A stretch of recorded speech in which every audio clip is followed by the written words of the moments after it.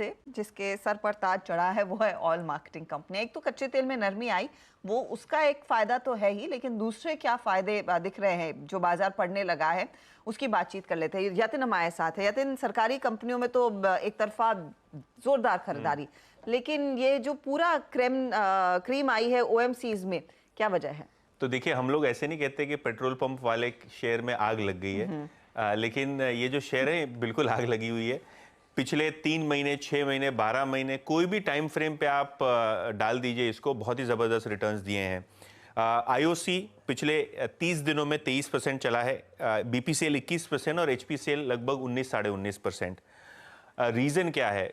इन सभी कंपनीज, खास करके एचपीसीएल, बीपीसीएल के केपेक्स प्लान लगभग कंप्लीट होने वाले हैं या अगले 6 से 12 महीनों में ऑन ट्रैक आने वाले हैं। मेजॉरिटी जो केपेक्स इन्होंने किया है पिछले 4-5 सालों में, वो ऑन ट्रैक आने वाला है। सबसे पहले बीपीसीएल की बात करते हैं, क्योंकि सबसे लास्ट वाला रिजल्ट ये आया था बीपीसीएल का, और कंपनी का मानना ये है कि आने वाले 5 साल में 1.5 लाख करोड़ का निवेश कंपनी करेगी ऑयल एंड गैस एक्सप्लोरेशन में और ऑयल रिफाइनिंग बिजनेस में। जब इनको पूछा गया कि भाई ऑयल रिफाइनिंग में क्यों आप इतना पैसा डाल रहे हैं जबकि ग्रीन की बात चल रही है, क्लीन एनर्जी की बात चल रही है, तो मैनेजमेंट का ये कहना था कि अगले 2 दशकों तक पेट्रोल डीजल की डिमांड रहेगी।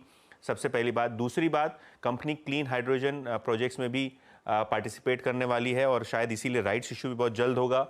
2-3 बड़े केपेक्स इनके कंप्लीट होने वाले। सबसे पहले कोच्चि रिफाइनरी में लगभग 5,000 करोड़ का खर्चा कंपनी ने किया है, तो वो केपेक्स नियर टर्म में होता हुआ दिखाई पड़ेगा।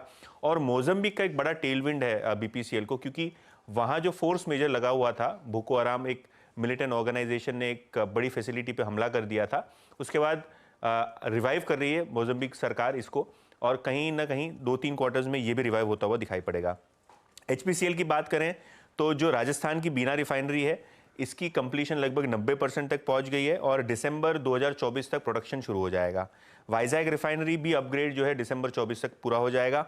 और अगर हम बात करें मेंटेनेंस शटडाउन की, तो दोनों ही बीपीसीएल एचपीसीएल के नतीजों में आपने मेंटेनेंस शटडाउन का इंपैक्ट देखा, और अगले 12 महीने तक कोई भी मेंटेनेंस शटडाउन नहीं होगा। तो आने वाले वित्त वर्ष का जो आउटलुक है वो मजबूत है।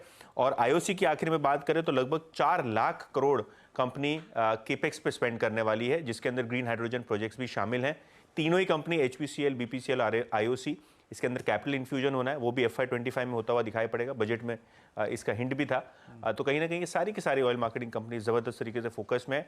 वैल्यूएशन के लिए ऐसे आपको महंगा लगेगा, लेकिन बहुत सारे ब्रोकरेज अभी भी मानते हैं कि जो केपेक्स ऑन बोर्ड होने वाला है और FY25 के जो नतीजे आने वाले हैं वो बहुत अच्छे आएंगे। बीपीसीएल इनफैक्ट वीरू 105 रुपये का ईपीएस इन्होंने पहले ही 9 महीनों में कर दिया।